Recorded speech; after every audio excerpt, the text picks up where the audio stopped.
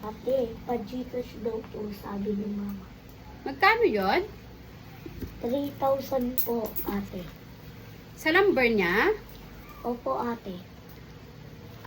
3,060 kasama na yung charge. Akin na yung bayad. Ate, idaan na lang ni Mami ang bayad pagdating niya po.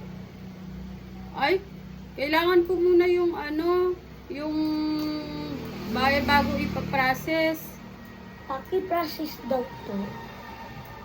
O sige, ipaprocess ko na. Akala niyo siguro ipaprocess ko. Wala naman siyang pinadalang pera.